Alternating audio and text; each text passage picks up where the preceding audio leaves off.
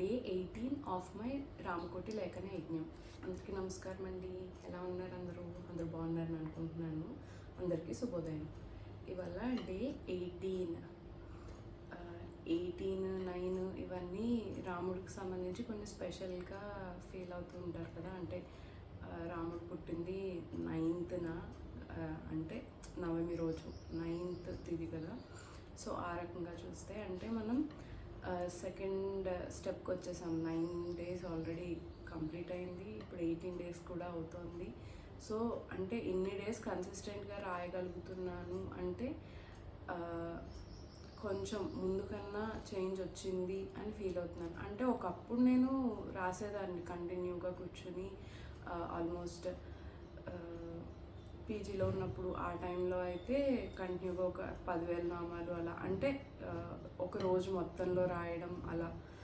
So తర్వాత ఇప్పుడు marriage, పాప, వీటి వల్ల రాయలేకపోతున్నాను. సో మళ్ళీ అంత కన్సిస్టెంట్గా ఇన్ని డేస్ చేశాను అంటే ఓకే, చేంజ్ స్టార్ట్ అయింది అనే ఫీల్ అవుతున్నాను. మీలో ఎంతమంది ఇలా ఫీల్ అవుతున్నారు?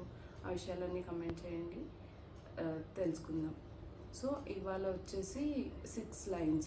సో ఇవాళతో 6 lines అవుతుంది. రేపు ఇంకొక లైన్ పెంచడానికి ట్రై చేద్దాం. ఎటువంటి డిస్ట్రాక్షన్స్ లేకుండా రామనామం రాయడానికి ట్రై చేద్దాం. శ్రీరామ శ్రీరామ శ్రీరామ శ్రీరామ శ్రీరామ శ్రీరామ శ్రీరామ శ్రీరామ శ్రీరామ శ్రీరామ శ్రీరామ శ్రీరామ శ్రీరామ. ఎటువంటి డిస్ట్రాక్షన్స్ లేకుండా ఫోకస్డ్గా రాశారని అనుకుంటున్నాను. ఉంటానండి, మళ్ళీ రేపు కలుసుకుందాం.